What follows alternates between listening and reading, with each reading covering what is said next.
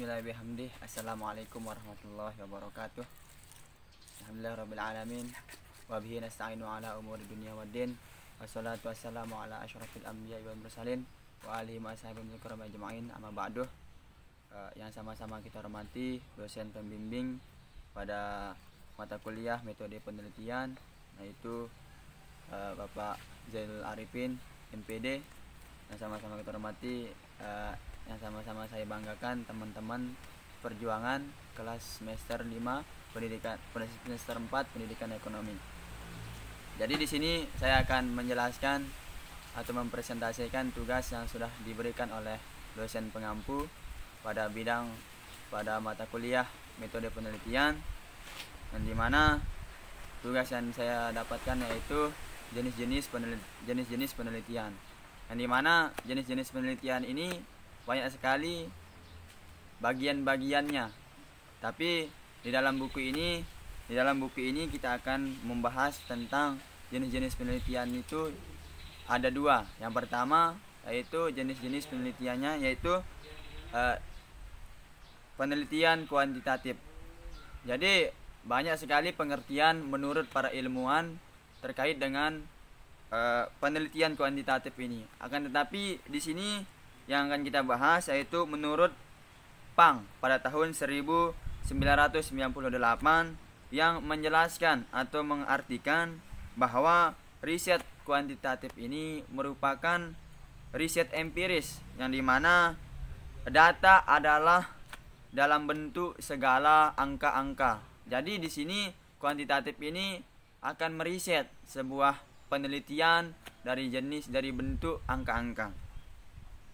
Penelitian kuantitatif ini merupakan penelitian yang mengutamakan analisis, pemikiran, data yang menyajikan inisial atau hasil yang berupa angka-angka. Jadi penelitian kuantitatif ini mengedepankan penelitian dengan secara empiris atau analisis, dan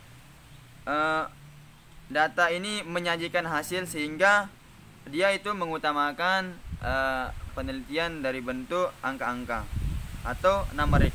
Penelitian kuantitatif ini juga pada umumnya berhubungan dengan penelitian yang mencari hubungan, pengaruh, perbedaan, atau dengan kata lain penelitian sebab akibat. Jadi di sini penelitian kuantitatif ini berkaitan dengan penelitian sebab akibat yang terdiri dari variabel bebas, independen variabel, dan variabel terikat yaitu dependent variable.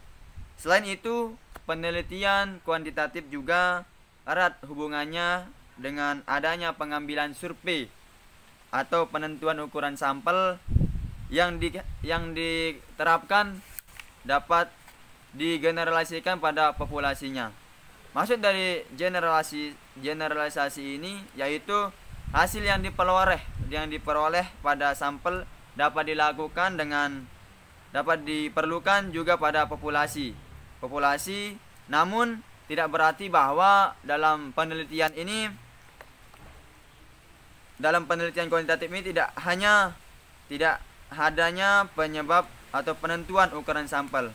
Sampel dalam bentuk penelitian terkadang masih ada yang mempunyai paradigma atau pemikiran yang sama tentang antara sampel dan subjek penelitian, baik dalam penelitian kuantitatif maupun penelitian kualitatif.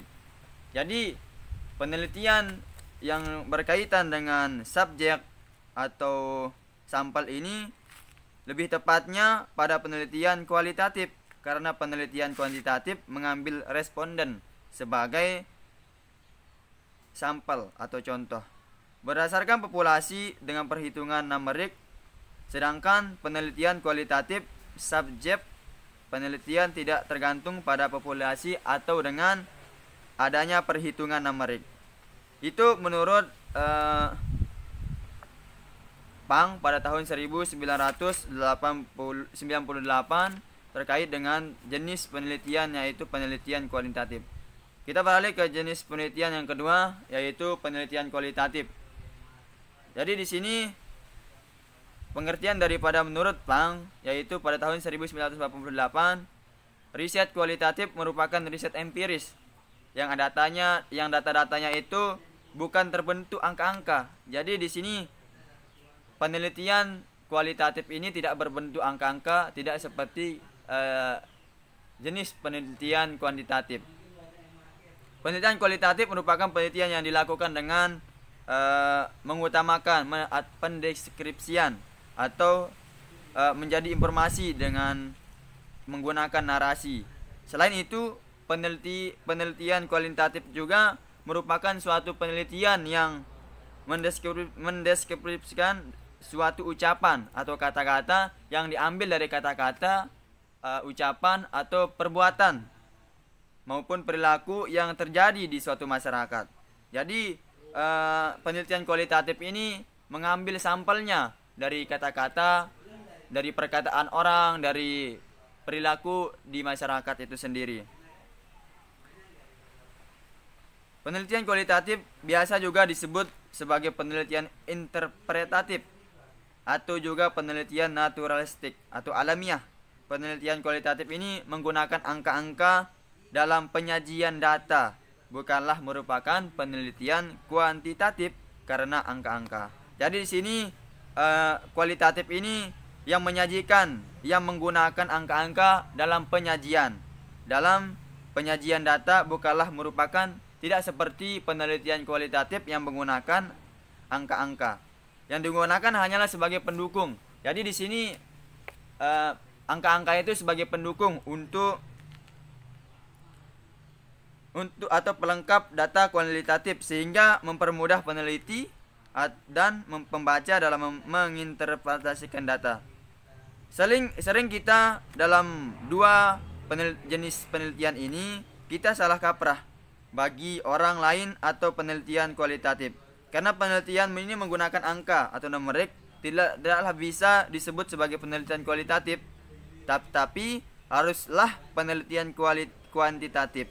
Misalnya dalam suatu penelitian disajikan data dalam bentuk tabel, grafik atau diagram, sehingga yang membuat angka-angka yang berkaitan dengan sesuatu masalah penelitian, data ini hanya digunakan untuk mempermudah peneliti dan pembaca untuk memahami sebuah masalah yang diamati jika disajikan dalam bentuk tabel dan sebagainya, yang membuat angka-angka. Namun bukan berarti dengan adanya angka-angka atau numerik ini yang disajikan, penelitian ini tersebut akan berubah menjadi penelitian kuantitatif.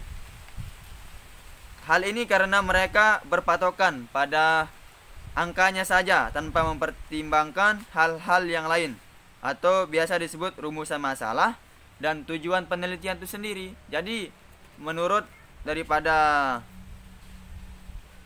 hal ini, karena mereka hanya berpatokan pada angkanya saja tanpa mempertimbangkan hal yang lain seperti rumusan masalah, tujuan penelitian itu sendiri.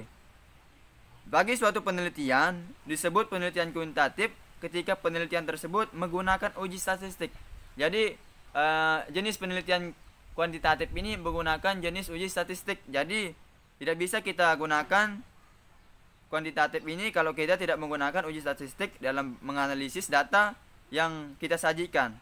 Sebaliknya, jika tidak menggunakan uji statistik dalam analisis data, maka penelitian tersebut layak disebut sebagai penelitian kuantitatif walaupun menggunakan angka atau numerik. Nah, mungkin ini yang dapat kami sampaikan. Mudah-mudahan kita semua mendapat pelajaran yang bisa kita amalkan untuk kedepannya, sehingga nanti mempermudah untuk kita semua dalam mengerjakan skripsi kita, proposal atau jenis-jenisnya. Mudah-mudahan ini bermanfaat bagi saya sendiri, bagi teman-teman yang melihat atau menonton video ini, dan untuk semua, minal aidin wal faizin, mohon maaf lahir dan batin, mohon maaf atas segala kesalahan saya yang saya perbuat, baik itu sengaja maupun tidak sengaja, karena saya adalah manusia biasa yang kadang membuat dosa, kesalahan atau hilaf.